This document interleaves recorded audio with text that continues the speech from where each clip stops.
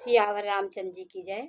देखिए, लक्ष्मण के मन में भरत के प्रति बहुत नकारात्मक विचार आ रहे थे, क्योंकि उनको पता था कि राजपद वो ले लिए हैं और राजपद मिलने के बाद कोई भी व्यक्ति ऐसा नहीं जिसे मोह ना हो, जिसे प्रभुता का अभिमान ना हो। ये संसार की रीति के अनुसार भरत जी समझ रहे थे, लेकिन भरत जी ये सबसे परे थे। तो कई प्रकार से उन्होंने रामचंद्र जी, फिर उसने अपनी ढिठाई करके रामचंद्र जी से कहा कि वो चतुरंगिणी सेना लेके आ रहे हैं, भरत हमारे साथ अच्छा नहीं कर रहे हैं।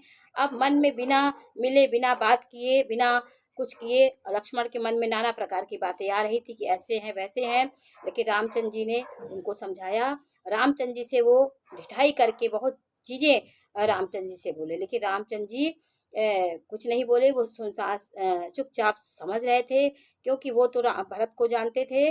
तो फिर ये सब बातें सुनकर सारे दिग्बाल लक्ष्मण के अंदर वीर रस जागृत हो गया और क्षत्रियत्व उनका जागृत हो गया। वो तीर कमान और जटाएं बांध करके युद्ध के लिए तत्पर हो गए। उन्होंने कहा कि शत्रुघ्न और भरत से मैं युद्ध करके उनको हरा डालूं, क्योंकि उनके अंदर शक्ति बहुत थी। लक्ष्मण के अंदर संपूर्ण दिक्पाल भयभीत हो गए। उनके क्रोध को देख करके संपूर्ण दिक्पाल भयभीत हो गए। सारा जगत भय में डूब गया कि अब क्या होने वाला है।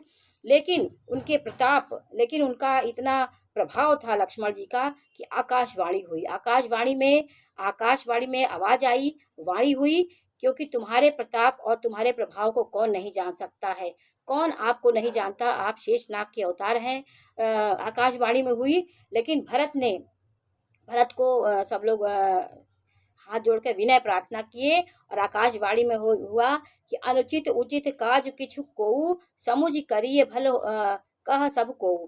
आकाशवाणी में कहा गया कि परंतु कोई भी कार्य हो उसे अनुचित उचित खूब समझ बूझ करके किया जाए तो कोई अच्छा होता है। वेद और विद्वान कहते हैं कि जो बिना विचारे जल्दी से कोई कार्य करता है उसका परिणाम अच्छा नहीं होता, वो बाद में पछताता है। इसलिए देववाणी को सुन करके भरत सकुचा गए, क्योंकि भरत क्रोध की अग्नि में जल रहे थे और उनका एकदम वीर रस उत्पन्न हो गया था। तो जब आकाशवाणी हुई तब वो सकुचा गए और रामचंद्र जी और सीता जी ने उनका आदर के साथ सम्मान किया और कहा, हे तात, तुमने बहुत सुंदर नीति कही है भाई।